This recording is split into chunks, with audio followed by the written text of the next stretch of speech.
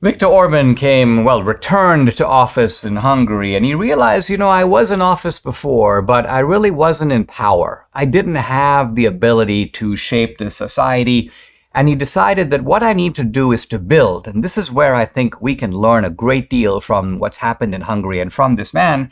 We need to build an entire network of counter institutions that can take on the institutions of the left. So once the left gets a certain degree of control over certain institutions, you can't get them back. Think about America. Is it possible to take back the New York Times? Can we take back Yale? Can we take back National Public Radio? Well, to a degree, we can defund National Public Radio. But Viktor Orban's point is, use the power that you have to build institutions, and don't hesitate once you get elected to use the power of the government to promote conservative ends. So how did he do this in Hungary? Well, first of all, he won with a decisive majority. This is very important because he had enough of a power to write a new constitution, where the constitution now declares Hungary to be a Christian nation. There it is. He also was able to reduce the number of parliamentary seats in a way that benefited his party. He enacted a 16% flat tax on personal income. He also had a strict immigration policy in which Hungary takes a very small number of legal immigrants and blocks illegal immigrants from coming into Hungary. So Viktor Orban's point is, I want to not only have institutions on my side, I want to create a conservative elite.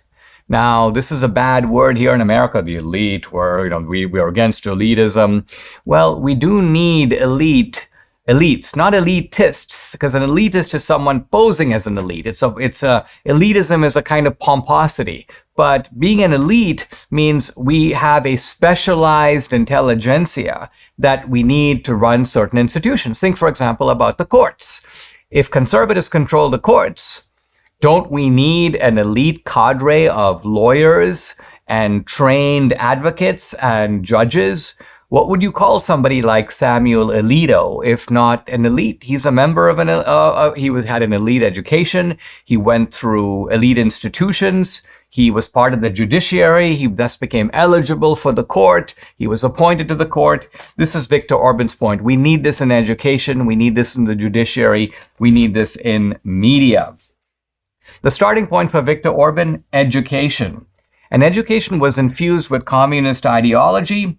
And so Viktor Orban said, listen, we need to start encouraging church-run schools. And so he began to have government fund those schools. Now, again, we're tempted to say, well, the government can't really do that, separation of church and state. No, separation of church and state is a shibboleth. It is a device it's a misinterpretation of the idea that the founders didn't want a national church. There's nothing to say that the U.S. government can't fund, after all, it funds public schools, it funds left-wing education. Why can't it fund more conservative education?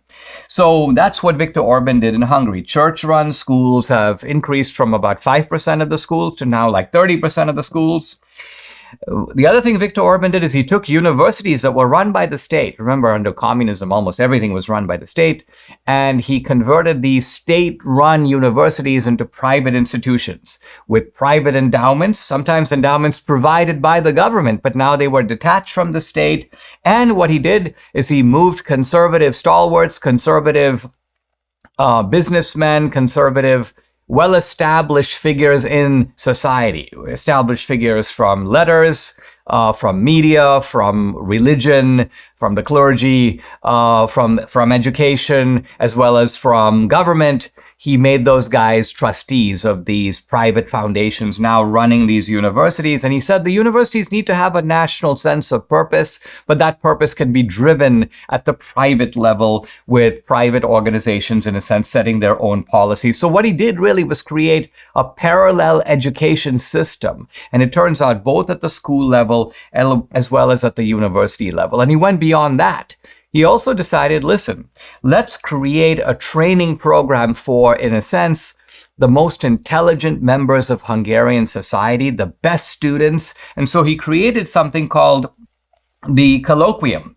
A colloquium is a kind of educational training system in which you take the best students in school, the best students in college. What do? You bring them all together into a series of seminars and meetings. And the idea is to train them in the exact principles of conservative philosophy, but not just theoretical principles. You're not just going to learn, for example, about conservative luminaries or Socrates. You do learn history and you do learn statesmanship, but the goal is for these people to be trained to run their country. And they're going to be trained in a way that they are anchored in the three things that Viktor Orban considers important and that most Hungarians consider important. They're anchored in God, they're anchored in family, they're anchored in country. So this is, if you will, the three pillars of the colloquium system, and the colloquium system then trains all these young people, these promising young people, and guess what? Once they're ready for jobs, the colloquium system places them into strategically important positions in society.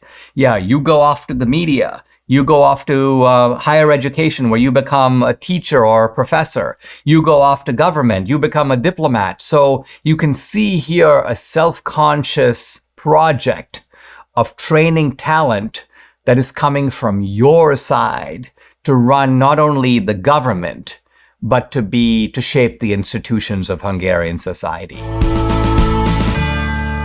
Aches and pains seem an inevitable part of getting older, but there's now a remedy. Debbie and I started taking Relief Factor 2 years ago. The difference we've seen in our joints, nothing short of amazing. Aches and pains are totally gone thanks to this 100% drug-free solution called Relief Factor. How does it work?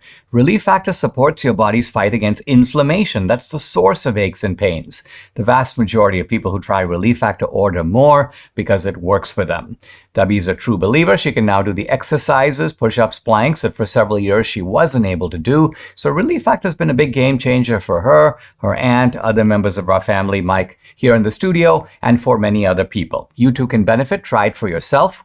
Order the 3-week quick start for the discounted price of just $19.95. Go to relieffactor.com or call 800-4-RELIEF to find out more about this offer. The number again to call, 800-4-RELIEF, or go to relieffactor.com. Feel the difference.